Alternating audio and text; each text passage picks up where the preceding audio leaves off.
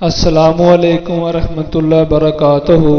میں ہوں آپ کا میزبان جبار حسین اور آپ دیکھ رہے ہیں POB Islam, power of beautiful اسلام۔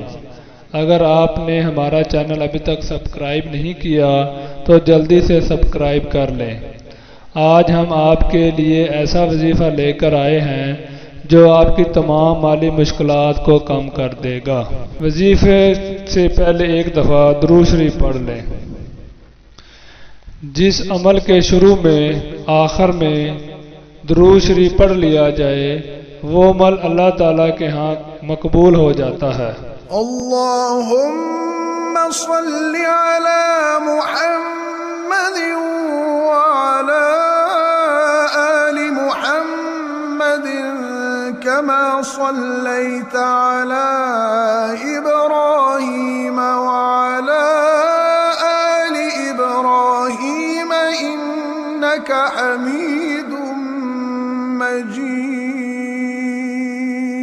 اللهم بارك على محمد وعلى آل محمد كما باركت على إبراهيم وعلى آل إبراهيم إنك حميد مجيد۔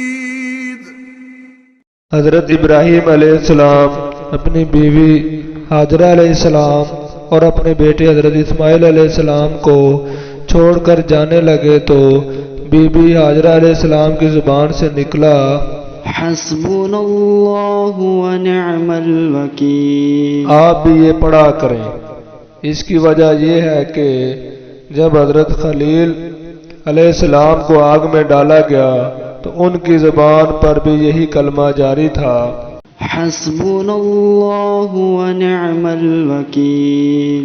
اور جب جنگ احد میں صحابہ پر دشمنوں نے حملہ کیا، اللہ کی وسیع سرزمین ان پر تنگ ہو گئی، یعنی بالکل یقین ہو گیا ہلاکت کا، اس وقت بھی صحابہ کی زبان سے نکلا، حسبنا اللہ ونعم الوکیل۔ حضرت عائشہ صدیقہ رضی اللہ تعالی عنہا پر جب تہمت لگی، الزام لگا، حضرت عائشہ رضی اللہ تعالیٰ عنہ خبر پہنچی کہ آپ پہ یہ الزام لگا تو آپ کی زبان سے بھی نکلا، حسبنا اللہ ونعم الوکیل۔ اس لیے علماء اکرام نے اس پر بہت ساری کتابیں لکھی ہیں۔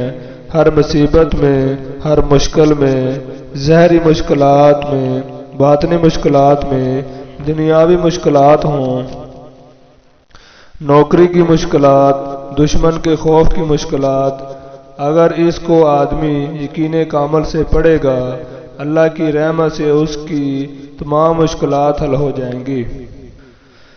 جس نے پڑھا ہے اللہ تعالیٰ نے اس کی مشکلات کو حل فرما دیا۔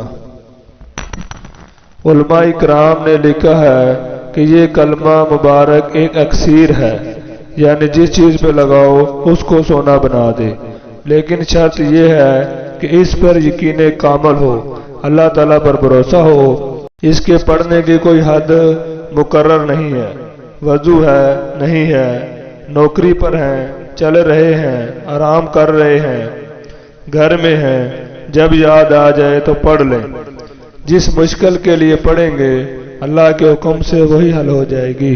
حسبنا اللہ ونعم الوکیل۔ ہمیں اللہ کافی ہے، وہ بڑا اچھا کارساز ہے۔